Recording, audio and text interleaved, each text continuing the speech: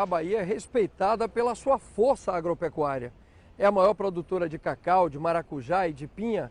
É também um importante polo produtor de soja e algodão, também de manga e uva irrigadas. Tem o 6º maior rebanho bovino do Brasil e o maior rebanho caprino do país.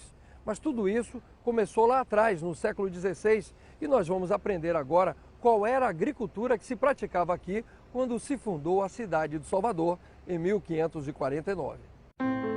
Uma cidade litorânea às margens do oceano e da Baía de Todos os Santos. Área de Mata Atlântica rica em árvores nativas como jacarandás, cajazeiras e imensos oitis.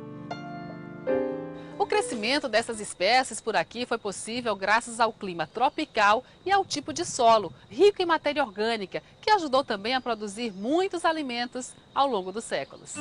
Antes da chegada dos europeus, o milho e a mandioca eram os alimentos mais cultivados pelos índios. Na Igreja da Graça, construída a pedido da Índia Catarina Paraguaçu, o antigo painel nos ajuda a descrever, através das pinturas, como os primeiros habitantes desta terra produziam os alimentos.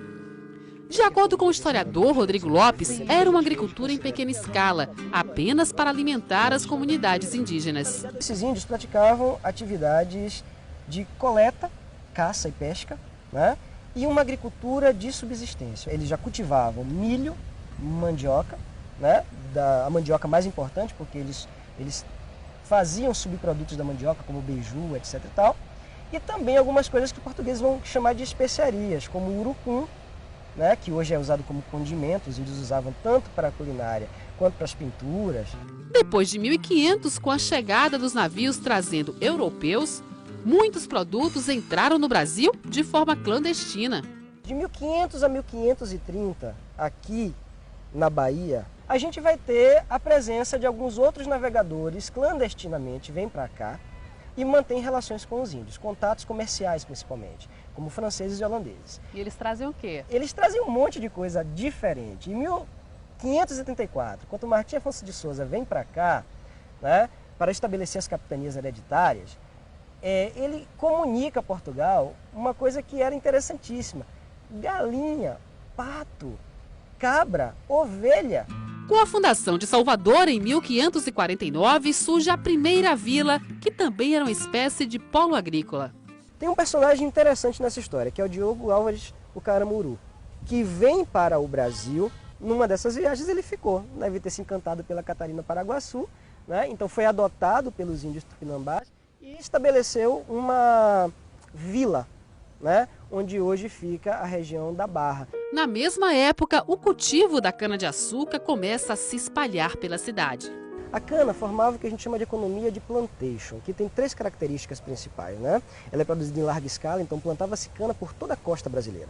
A Bahia se dedica muito ao cultivo de cana, né? Porque era o produto que tinha uma grande venda na Europa, portanto era interesse de Portugal naquela época. Foco da agricultura, de exportação, fontes de lucros imensos para Portugal e colaboradora do crescimento da cidade de Salvador e do desbravamento da capitania da Bahia. Isso aqui era um engenho de cana.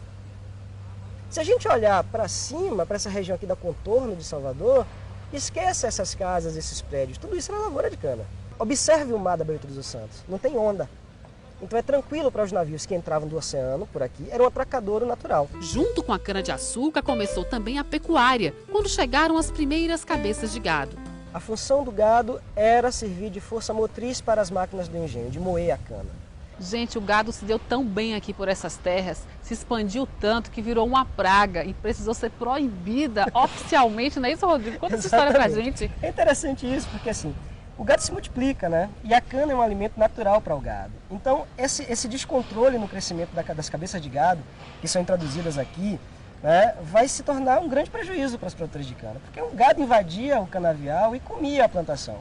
Isso fica tão grave, esse problema, que é preciso vir em ordens régias de Portugal, proibindo a criação de gado a 100 léguas da costa. Hoje equivaleria à distância entre Salvador e Feira de Santana. Então só poderia ter gado a partir da região ali de Feira de Santana. Exatamente, não é à toa que Feira é conhecida como Portal do Sertão. No centro histórico da antiga Salvador também era realizado um outro tipo de cultivo agrícola, a produção de hortas, de onde brotavam legumes e verduras. Quando as ordens religiosas vêm para cá, com a finalidade de catequização dos índios, estabelece aí também uma troca cultural entre esses religiosos e esses índios, que utilizavam da mão de obra indígena também para produzir o que eles necessitavam nos mosteiros que começam a ser construídos aqui em Salvador. E geralmente esses mosteiros tinham hortas particulares, né? Eles eram famosos por essas hortas particulares. Talvez a mais famosa para a historiografia, que as pessoas podem encontrar referências mais facilmente nos livros, sejam as hortas do Mosteiro de São Bento, que ficava logo depois dos muros da cidade, né? Então, onde hoje fica a estação da Barroquinha. Então, tudo que desce ali, a partir da igreja de São Bento até a Barroquinha, eram as hortas. E ali embaixo, onde fica a estação da Barroquinha, foi o primeiro matadouro de gado da cidade. O Rio das Tripas, ele nasce exatamente nas hortas de São Bento, onde hoje fica a estação Barroquinha. 466 anos se passaram. Ao longo do tempo, Salvador ficou mais urbana, mas a pecuária, o extrativismo e a agricultura continuaram influenciando no surgimento de outras áreas dentro da capital baiana. Por exemplo, Brotas era um bairro fora da cidade, era a periferia da cidade, o Cabula, e esses dois bairros, Brota e Cabula, se notabilizaram pelas chácaras, a existência de grandes chácaras que produziam horticultura e fruticultura, né? E abasteciam Salvador. Temos outro caso interessante na história de Salvador, e muito antigo, talvez mais antigo do que as hortas do Cabula e de Brotas, que é a história da Ribeira, que está ligada ao extrativismo de madeira, pau-brasil e jacarandá principalmente, né? Que era muito utilizada para reparos e para a construção de embarcações que serviriam inclusive para Portugal. Muitos navios que Portugal utilizava para as viagens transatlânticas eram fabricados aqui em Salvador. O bairro Ribeira originalmente tem o nome de Ribeira das Naus. Por quê? Porque é um local de estaleiros, de construção de naus.